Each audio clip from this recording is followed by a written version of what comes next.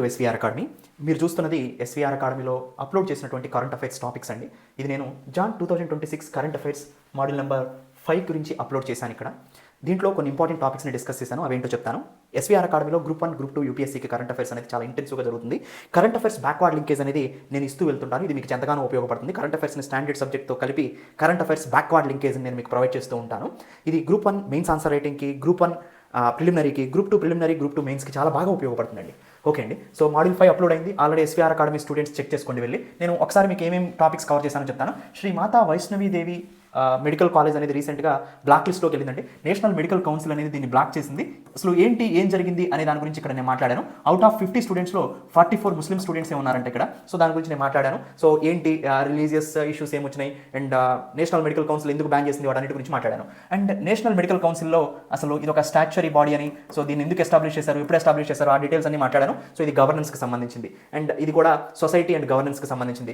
తర్వాత United states of America రీసెంట్గా ఒక 66 ఇంటర్నేషనల్ ఆర్గనైజేషన్ నుంచి, అంటే 33 యునైటెడ్ నేషన్ ఆర్గనైజేషన్స్ నుంచి అండ్ అనదర్ 30 ఇంకొక 33 వరకు కూడా అదర్ ఆర్గనైజేషన్స్ నుంచి విత్డ్రా అయిపోయింది United nation, including inter governmental panel on climate change, దాంతోపాటు UNFCCC United nation framework convention on climate change, conference of parties దీంట్లోనే జరుగుతాయి. COP3 Kyoto protocol, COP21 Paris pact, ఇవన్నీ కూడా. And international solar alliance, India France కలిసి ఏర్పాటు చేసినటువంటి solar alliance దీని నుంచి కూడా బయటకు వచ్చేసింది. సో దాని గురించి చాలా డీటెయిల్గా మాట్లాడాను. ఇవన్నీ కూడా international relations and environment and climate చేంజ్కి సంబంధించిన టాపిక్స్.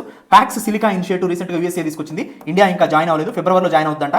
సిలికాన్ అంటే రేర్ ఎర్త్ ఎలిమెంట్స్ ఎంత ఇంపార్టెంట్, చైనా ఎట్లా ఎదిగింది, చైనాకి ధీటుగా ఇంకెలా ఎదగాలి, చైనా మోనోపోలిని ఎలా కంట్రోల్ చేయాలి అనేది ఈ ప్యాక్స్ సిలికా ఇనిషియేటివ్ గురించి మాట్లాడడం జరిగింది.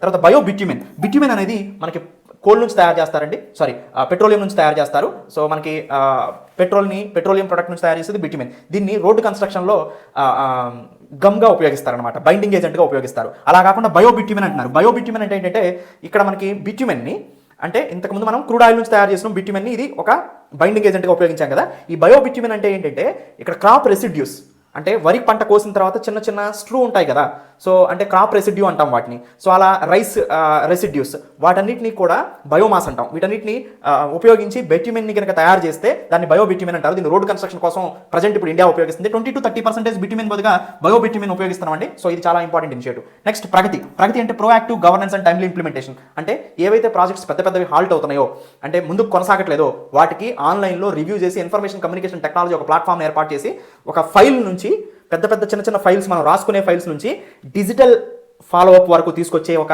ఆన్లైన్ ప్లాట్ఫామే ఇన్ఫర్మేషన్ కమ్యూనికేషన్ టెక్నాలజీ ప్లాట్ఫామే ప్రగతి అండి. ఇది గవర్నెన్స్ రిఫార్మ్స్కి సంబంధించింది. సో ఈ టాపిక్స్ అన్నింటినీ కూడా చాలా డీటెయిల్గా మాట్లాడాను నేను కరెంట్ అఫైర్స్ మాడ్యూల్ నెంబర్ 5లో. జస్ట్ ఆన్లైన్లోకి వెళ్ళి చెక్ చేసుకోండి. ఎస్వీఆర్ అకాడమీలో